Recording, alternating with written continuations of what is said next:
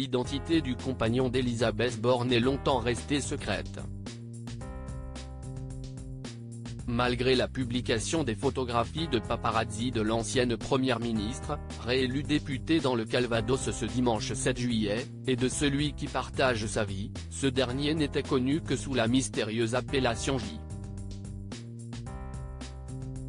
Ces deux lettres qui ne sont pas ses initiales, comme le dévoile la journaliste Bérengère Bonte, dans son livre La Secrète, une biographie d'Elisabeth Borne. Un jour, le prénom de Patrice surgit, écrit-elle en relatant son enquête. La journaliste dévoile même son identité complète, Patrice Aubert. Matignon confirme qu'il s'agit bien de lui, ajoute-t-elle dans l'ouvrage. L'autobiographie en question déroule ensuite le parcours professionnel et politique de ce septuagénaire, ENA, Parti socialiste, Mairie de Paris, RATP.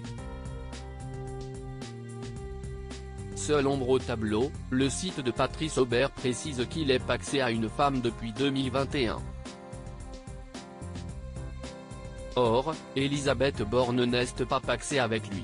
Cependant, lors de la garden party organisée à l'Élysée en juillet 2023, s'y est bien au bras de son compagnon que la première ministre s'est présentée.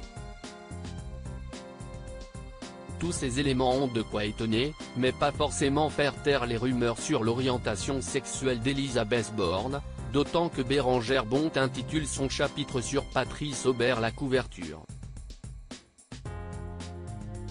Celle qui a été réélue députée dans le Calvados n'a d'ailleurs pas apprécié que ce sujet soit abordé et a porté plainte au tribunal contre Bérengère Bonte.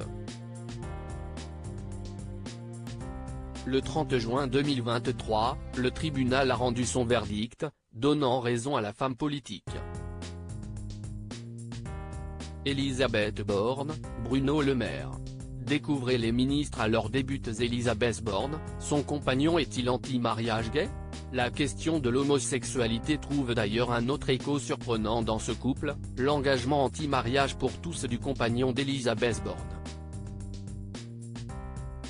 Patrice Aubert a été adhérent, puis président des Poissons Roses, une association que l'autrice de La Secrète décrit comme une association de chrétiens de gauche qui appelle à manifester contre le mariage pour tous. Il s'est ensuite engagé contre l'extension de la PMA à toutes les femmes, votée depuis, et contre la légalisation de la GPA. Patrice Aubert a quitté la présidence des Poissons Roses en décembre 2022. Reste que son engagement contre le mariage pour tous détonne, c'est à cause du même engagement que Catherine Vautrin n'a pas été choisie à Matignon, laissant à l'époque la voie libre à Elisabeth Borne. Crédit photo, Raphaël Lafargue-Poul.